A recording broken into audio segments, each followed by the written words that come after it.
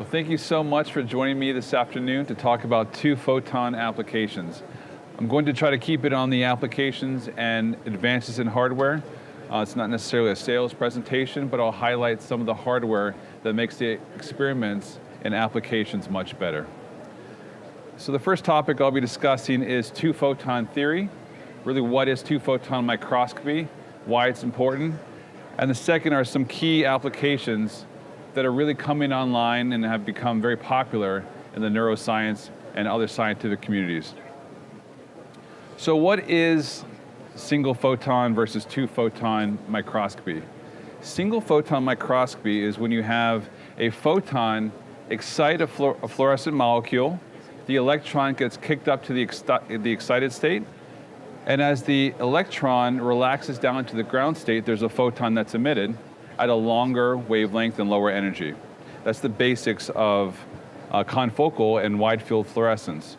The problem with this type of technology is that the excited light tends to be higher energy or shorter wavelengths. And what that means is that it scatters pretty heavily within samples.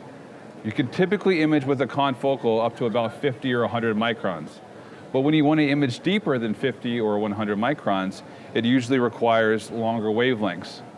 So with near-infrared excitation with two-photon microscopy, you have two photons incident on the fluorescent molecule at the same time. You have the electrons kicked up from the ground state up to the excited state, and as the electrons relax back down to the ground state, you have the same fluorescence as you do in confocal or single photon excitation. But these longer wavelengths will scatter less, and they'll allow you to image deeper. They're really the major advantage, and the reason why two-photon microscopy has become so popular is because it allows you to image deeper. The longer wavelengths are also gentle. Most people think of two-photon microscopy as a very gentle technique. The reality is that if you use too much power, rather than causing photobleaching, you boil your specimen. But when you set it up correctly, you can image much deeper and get data that you couldn't otherwise get. So typically, in a single photon event, is a fairly likely probability that you'll cause an excitation. It's a very efficient process, relatively speaking. But two-photon microscopy is 100 million times less efficient. So how do you make something so improbable actually occur? The way that we do that is using a pulsed infrared laser. When we squeeze the laser into a very small volume, and we also pulse the light, we focus all that energy into a very small focal volume.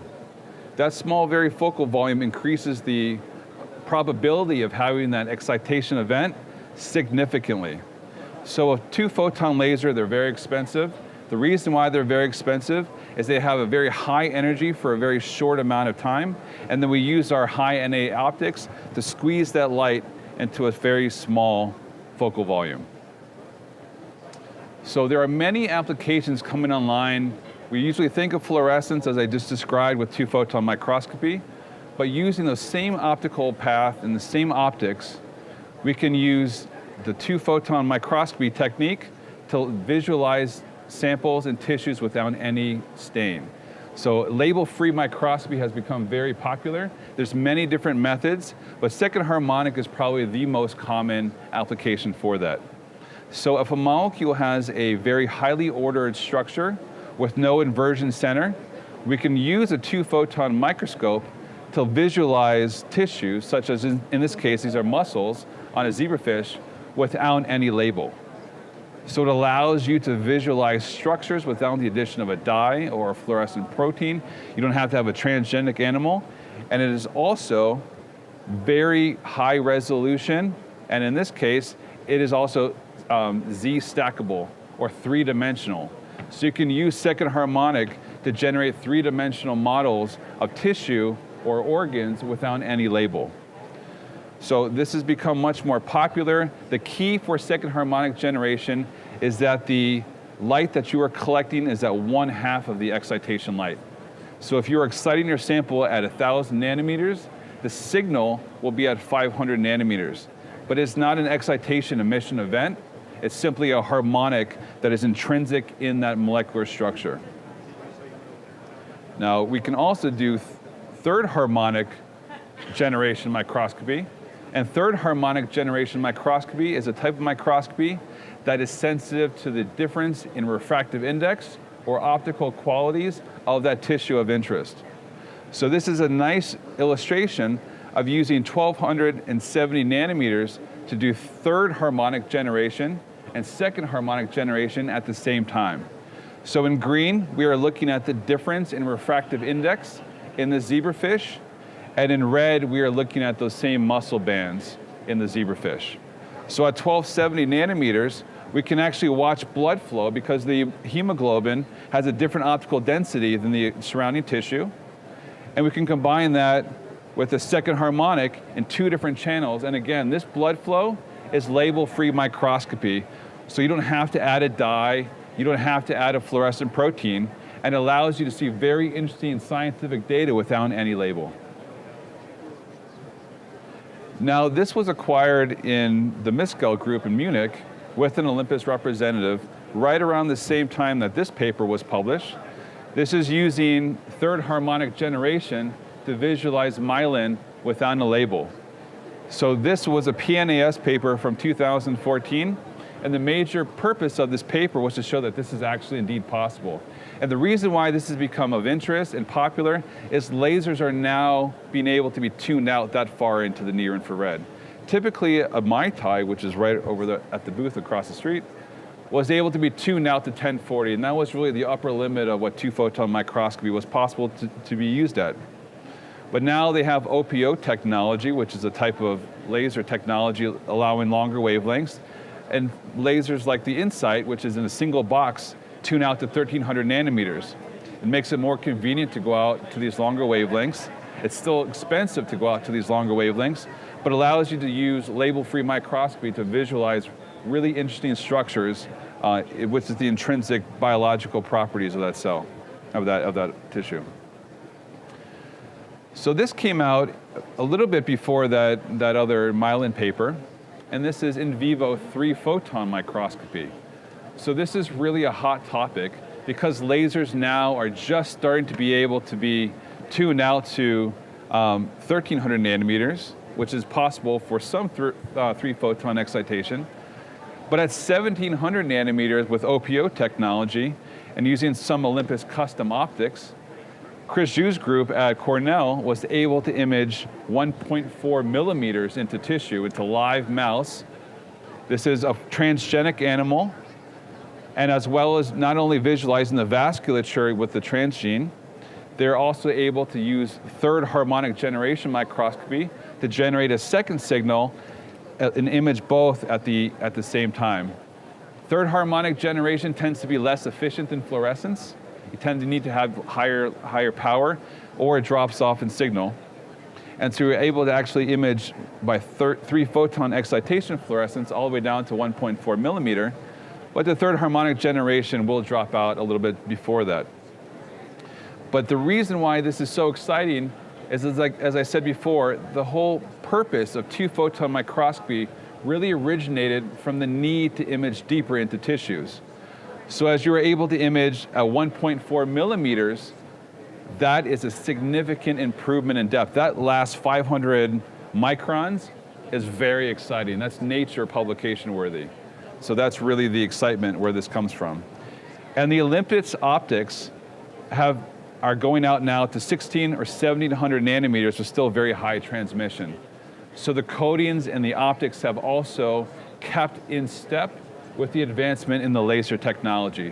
So that's a significant improvement that allows this type of microscopy to occur. The next topic I'll be talking about is clearing tissue. So clear tissue microscopy is exploding. You've heard about scale view and clarity. There's also the DISCOs and BAB, CDB. A number of these clearing techniques are now on the market and are being commonly used. The difficulty is you need specialty optics to be able to image at high resolution deep into tissue. So normally, as I showed before, you're able to image about 1 millimeter or 1.4 millimeters would be an all-star data set.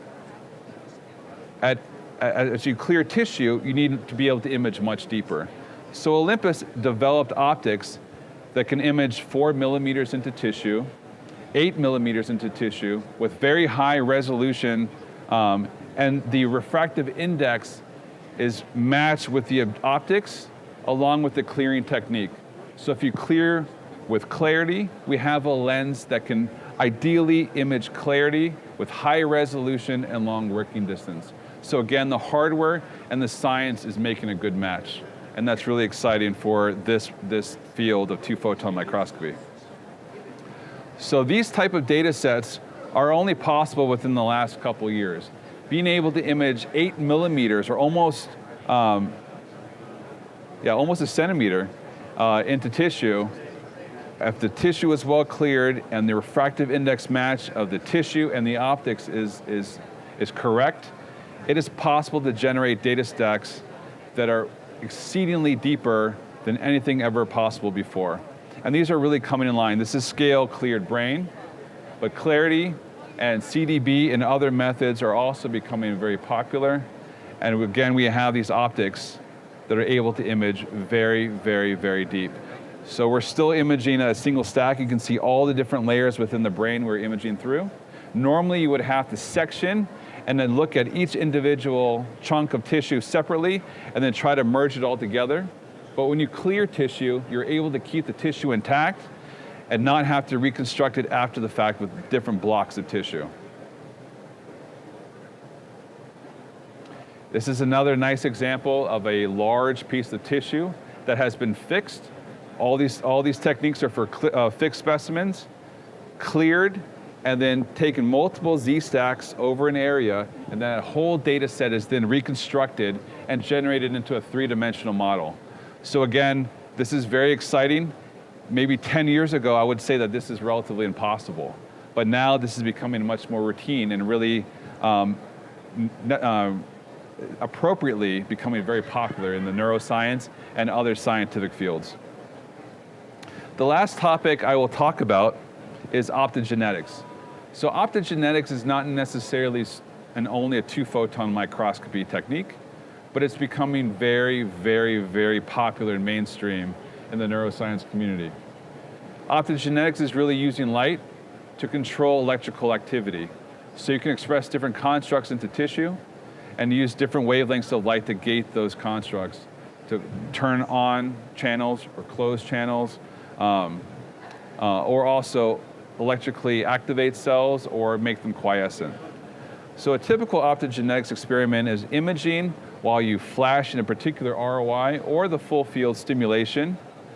And most types of experiment are done by imaging, flashing or stimulating one particular spot, and then imaging consecutively after that. The Olympus 2-photon system has a secondary scanner that actually allows for the imaging and stimulation simultaneously, so you don't lose any of that data. Because when you flash and activate channels, a lot of that interesting biological activity happens right after you do that flash. So by able to image simultaneously with that flash of light, you're able to collect that instantaneous electrical change that occurs and the subsequent time lapse after that.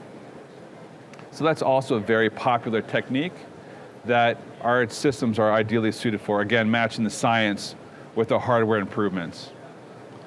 So those are the major applications I want to talk about: harmonic imaging, 2-photon and 3-photon fluorescence, clear tissue, and optogenetics. There are also many additional applications that I could talk about because the 2-photon microscopy is one of the most fast advancing applications or forms of microscopy in the market. Confocal is a relatively mature technology. The core technology has been mature, and there are incremental advances that are making it more improved, and the method is becoming better.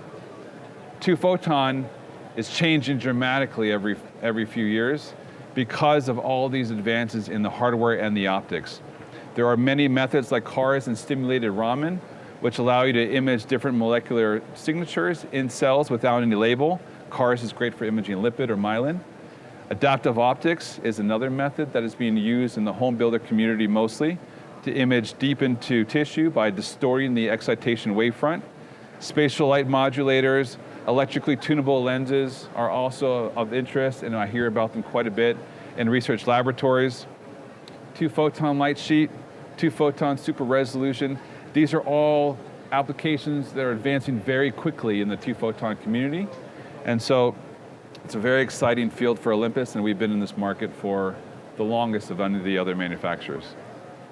So thank you very much.